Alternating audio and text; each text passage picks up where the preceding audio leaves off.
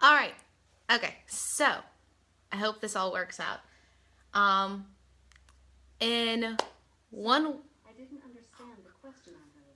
sorry, in 1 week, it will be my blog's #1 birthday, first birthday. So super excited about that.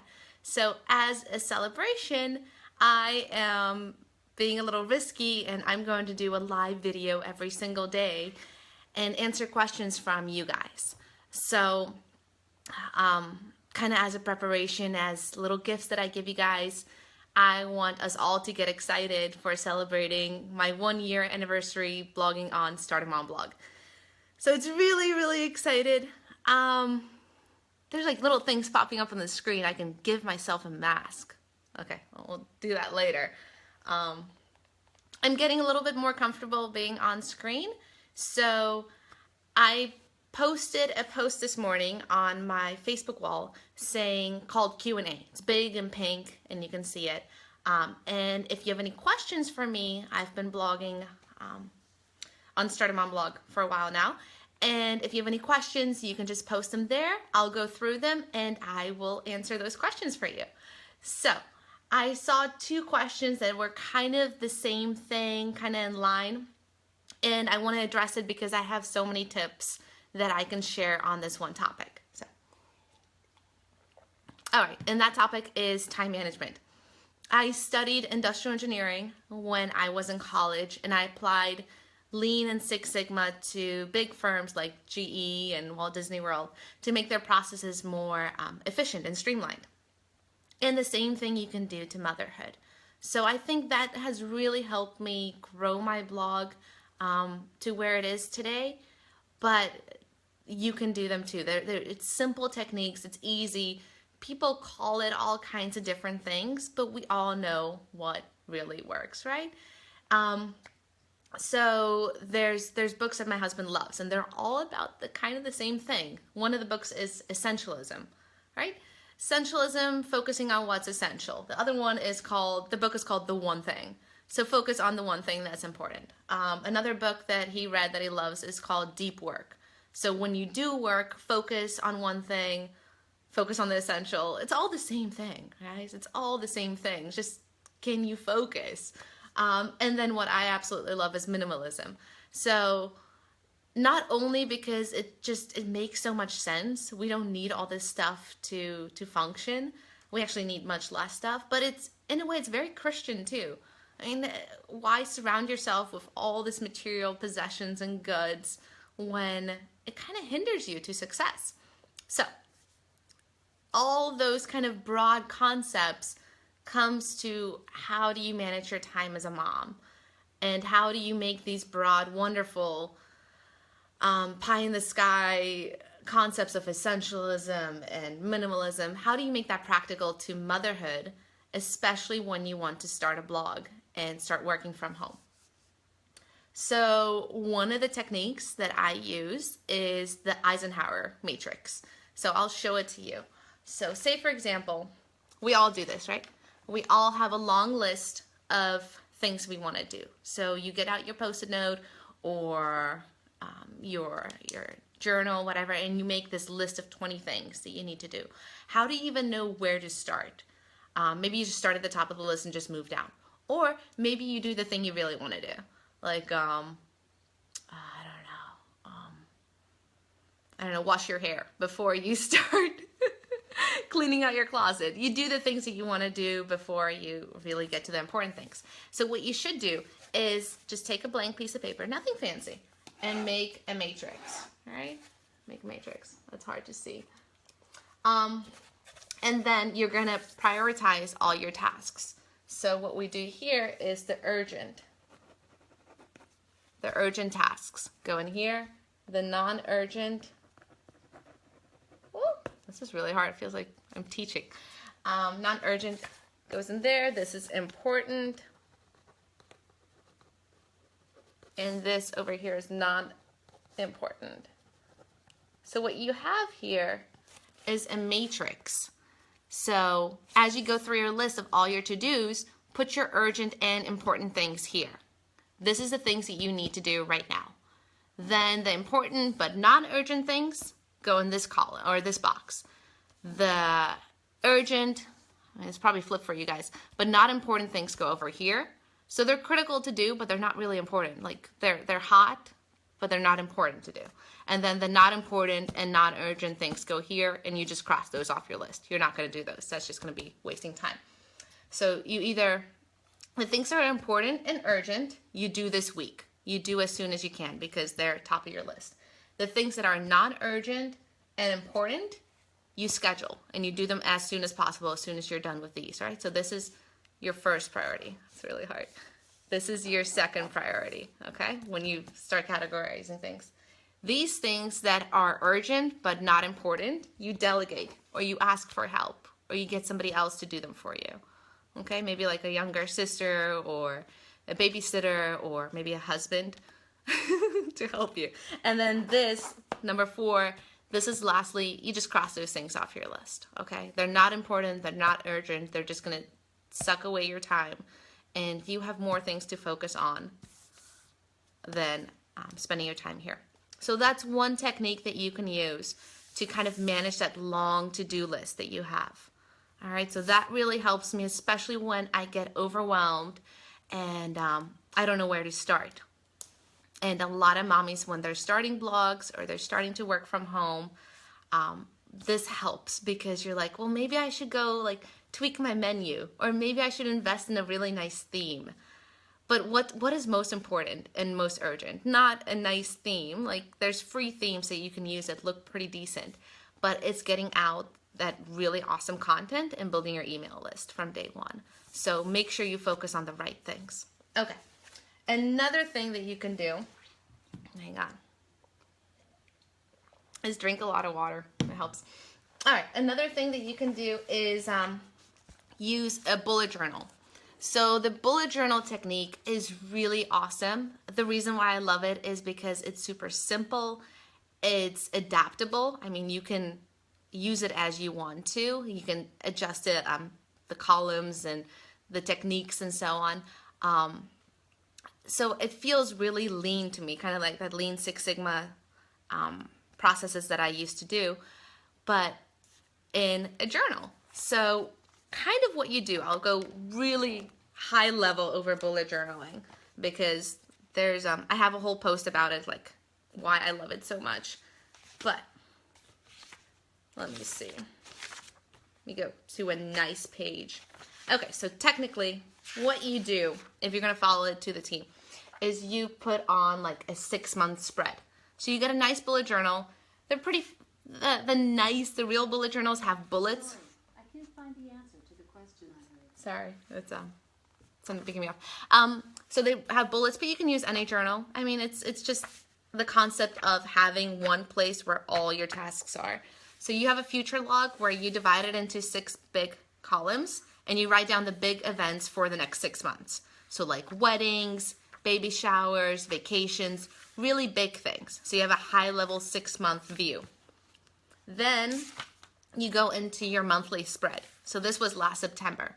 So you label the days in September. I started like halfway through the month. And you do all your tasks and your big events for September. So that's more like a in-depth look for September.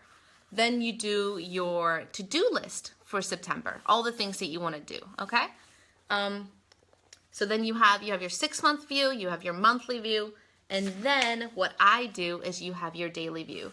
So every day I make a column for the day, right? And then at the top I have my tasks, what I need to do. If I don't finish it on that day, I do a little arrow and I move it to the next day. Yes, you have to rewrite it because if the task is worth it to actually do, it's worth it to rewrite on the next day, okay? So it forces you, do I really need to do this? Because if I'm going to have to rewrite it, then that means I'm going to do it, okay? And then, or you cross it off. Yeah, you cross it off when you're done with it. Okay, so there's different like little bullets and symbols that you use to help you at a quick glance see what you need to do and what you have done. What I did at the bottom, that's why I like the columns to be so long. At the bottom, I put what I'm thankful for. So having a positive attitude, being grateful that increases your productivity actually. There's been studies done that if you're a happy person, you're like 20 or 30% more productive, which sounds crazy, but it makes sense, right? If you're mopey and down and you're always kind of seeing the worst in life, then things just aren't gonna feel easy. There's gonna feel like you're stuck all the time. So, and then if you're not a happy person by nature, try to force yourself. If you pretend you are, if you fake it until you make it, right? So try to smile and eventually you'll try to be a little happier and be more productive. So that's why I kind of get miffed at other people if they make me mad or sad, because I'm like, you're just taking away my productivity and I want to be productive. Okay. Yes, I will link to my blog post about these things so that you guys can see that. Yeah, so what I like about the bullet journal is it's like a one-stop shop where everything is. And I can go back and kind of see like, what did I do in previous months? And what do I still want to do? I even have like notes in here from like courses I've taken. So everything one place is really nice. That's what I like about this. Okay, so that's my bullet journal. And it's this nice little Leuchtturm. It's German, but it's really nice material, and the pages are like buttery soft, and the pens that I really like. So people really get into bullet journaling are these Pilot G207. Okay, so I like them. I'll link to all this so you guys will know. Okay, so that's bullet journaling. Then I have another technique that I use. I don't use it that much, but it's really helpful. It's very lean as well because it's all about visual management. And I have a little example of what it looks like. Normally it's a big poster on my wall, and there's a big post about it on my blog. People love it. Oops, sorry, something fell. And you use big Post-it notes to actually do this. But what it is you do a big poster board, and you have your days of the week, and then you put your different tasks on it. So say, for example, the yellow tasks will take me like 15 minutes to do. So at the beginning of the week, you write down all your tasks on Post-it notes. The short ones you write on yellow Post-it notes. The things that will take you a little longer, like 30 minutes, you write on green Post-it notes. The things that will take longer on blue ones, and the things that take really long, like 3 or 4 hours, on pink ones. So you write all those tasks down, like say the beginning of the week, and then you go through your week and you schedule all your Post-it notes and when you're going to do these tasks. And if you don't finish it on one day, then you just move it to the next day. So it's very similar to a bullet journal where you're moving your tasks if you don't complete them, and you have it all visually. So if you like Post-it notes, this is really awesome. There's a big post about me actually visualizing it and doing it in a video and ripping off all the Post-it notes and making a mess on my blog, so I'll link to that. So it's called the Super Simple Weekly Schedule. So that's also pretty awesome if you like Post-it notes and visual management. Okay, so also what I've realized since I've started blogging and now having 2 children is I can't do as much as I used to do, right? We all have 24 hours in a day. I can't say yes to everything. So we have limited our outside activities where we're focusing on one really big ministry at church. That's important for us. And that's where most of our friends are. So we focus on one big ministry, not tons of little things. We don't have a lot of other outside activities. I focus on my family, on my children, on John, on my extended family, on the grandparents, and then my friends and the one big church thing, and then my blog and all you guys. So that's already enough. I mean, I'm not doing like weekly yoga sessions with my children, or I try to limit of what we do, right? And like once a week we go on play dates and we go hang out with other mommies. So maybe more than once a week, depending on, I need to get out of the house and go to Chick-fil-A. All right, so limit all the things that you say yes to. You have to start saying no to some things to make time for yourself, for your kids, and if you want to start a blog, for blogging. Okay. Oh, and then another thing that I do with my husband is, these things are in like a perfect world. We don't do this every single Sunday or every single time, but in a perfect world, this is what we do. On Sunday evenings, after the kids go to bed, we do like a weekly stand-up. Me and him, we don't really stand up. We sit down and drink a cup of coffee. And we talk about like what's going to happen this week. We have a shared Google Calendar where we keep track of all the events that we have as a family. And on Sunday night, we go through and be like what's going to happen Monday, Tuesday, Wednesday, what's going on this week, what do we have to plan for? Just so that as the week progresses, it goes very smoothly and we're on the same page. Because a lot of times conflict can arise when I'm like, well, I told you we're going to do this, and well, you didn't tell me, and all those things. But if you have a shared calendar, if everything's nice and visual, and you talked about it then the Sunday before, that really helps to kind of smooth out the rest of the week. Okay, so have that cadence where you talk to your spouse what's going on, so you guys know you're on the same page. Okay. So then one of the questions was, what's my normal routine? So obviously my girls nap at the same time every other day. So most of the time I have some time during the middle of the day that I can do videos like this. Otherwise they would be here and this would be a mess. My normal routine is my hubby wakes up around 5:30. So we wake up super early. Micromanage him. Oh, micromanage. Okay, I see your comment, Sherry. What if you, okay, instead of like actually making him feel like he's micromanaged, you just have a big poster on one of your walls in your house where you visually show what's going on this week, and you just casually mention like, oh yeah, I just it's on our big calendar in our living room, so he doesn't feel like he's forced to like sit down and talk to you about it, but he can see it and it's there and it's big and visual. So maybe he'll come around to like, oh, that's kind of nice. I know what's going on this week. And I know like the kids go to play dates and we have a date night.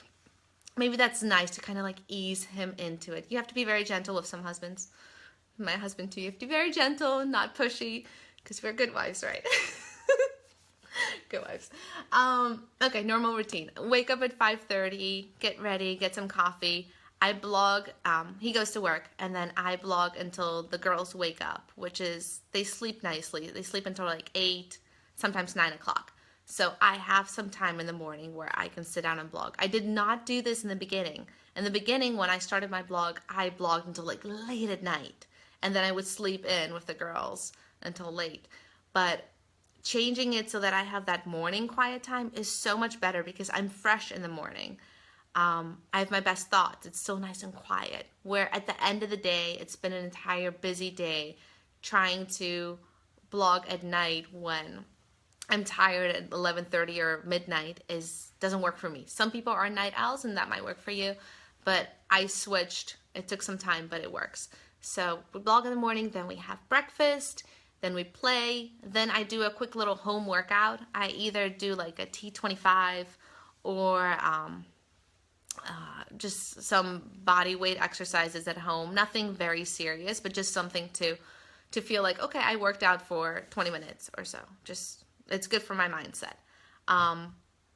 Then after that, I put on one TV show for them and they can watch TV while I go shower and get ready. And I take 30 minutes for myself and I go shower, and they're good in front of the TV for a little bit. After that, we go run errands, we go to play dates, we go grocery shopping, we go do our normal things that we need to in the real world outside of the house. And then they come home and hopefully they take naps. If they don't, then we just continue playing, and it kind of turns into a fiasco if they don't nap after such a long day. But normally they nap, and then I'll do like a live video, or I'll work on some blog posts, or network with other bloggers, chat with other bloggers, and then we'll start dinner. I do super simple meals. I don't do elaborate dinners. It doesn't take me hours. It takes me about 30 minutes to make dinner. Fresh veggies, chicken, turkey. We're not very picky on what we eat, and then we eat, we have dinner, do bath time, and then around 8 o'clock they're in bed, both of them. And then we have about 2 hours, John and I, where we can either chat and hang out or work a little bit. Mostly we just try to connect and relax during that time, and then try to be in bed around 10. Which is hard to do because you're like, okay, just one more show, one more Netflix show, just a little bit more work, just a little bit more, and then, but having a routine and a bedtime is really helpful, because then when we wake up again 7 hours later, we're nice and fresh and ready for a long day. Okay. All right, so you can see like my income reports are good, which I'm super happy about and super blessed, but it takes a long time. It took a lot of dedication and a lot of time. So if you're not there yet, don't worry. I started blogging like in 2015 and didn't really start making good money until midway through 2016. And that's after waking up every morning at 5:30 and blogging as much as I can and blogging until late at night. So it really takes dedication. You can do it. It's amazing to be able to work from home in flexible hours when the kids are sleeping, but it does take work. It's not a get rich quick scheme. It's work, but it's fun work. It's awesome. Like really, like I'm on live video right now. This is fun. Okay, kind of feels like I'm just talking to myself, but I see some faces, so that's happy. That makes me very happy. All right, so what's other little things that you can do besides the techniques that I showed at the beginning that will help you with time management as a mom is, and we've all heard this before, right? Take some time for yourself, exercise, eat well, sleep well. Those are all just normal things that your grandmother and your grandmother's grandmother has told you, because they're good for you. They're good for your body. If your body is healthy, your mind's healthy, and you can think and focus. And a happy mommy is a happy house. So we want that. So I do a lot of protein shakes. Like it's super quick. It's easy. We eat about the same thing every day. We're very boring on what we eat. I'm not very particular about food. I'll never be a food blogger. Maybe like here's my 5 meals that I eat all the time. I eat a lot of like protein shakes in the morning because they're quick and simple and give me protein, because I'm normally just a carb girl and that's not healthy. The girls eat scrambled eggs, yogurt, fruit, super simple stuff. And then for dinners, we have easy meals. And then I treated myself, or my husband treated me for Christmas, and he bought me an espresso machine. So if you want like your eyes to go like this and your mind to just explode out of caffeine, then this little espresso machine that we got is amazing. It's so cool. It's so delicious. And it has a milk frother where it makes the milk all frothy, and then you put it and it looks like you just went to Starbucks and you got yourself a nice cappuccino. So I do maximum one a day, one espresso a day. And so far that's a really good time saving or time management technique if you want more energy. And then lastly, I haven't had any help yet this year or last year. I dropped off my toddler every now and then with grandma, but I still had the baby with me. And just today I interviewed a babysitter who is going to come to the house for 3 hours a week. That's it, right? 3 hours a week, so that there can be one day where I can go to the grocery store alone, not dragging 2 kids with me, which is hard work because one's pulling my hair and the other one's throwing stuff out of the cart. So I can go to the grocery store without being like embarrassed. Or I can just come upstairs and blog for 3 hours and focus. So I'm excited about that. I'm just now investing in some help to help me grow my business. So that's also obviously a great time-saving technique. If you're already starting to be successful with your blog, if you know that you can make more than say $15 or $20 an hour, then it's worth the investment to get that help. Because the babysitter is going to cost me $15 an hour. That's for 3 hours. What I can make in those 3 hours is more than what I pay her. So It's a win-win for everybody. So that was an awesome long live. I shared a lot of all my time management techniques and tips. Let me know what you like the most. I will link to them below. And then all the blog posts, all the tools that I use, and even the espresso machine if you want to see the espresso machine that we got. It's awesome. And let me know what other questions you have. I'm super excited. In 1 week is Started Mom Blog's first birthday. I'll be doing these lives up until then. So thank you so much. Drop more questions in the Q&A. If you drop questions today and I didn't answer them, I might get to them tomorrow. I'll have a long list. So thank you so much. Have an awesome day. I will see you later.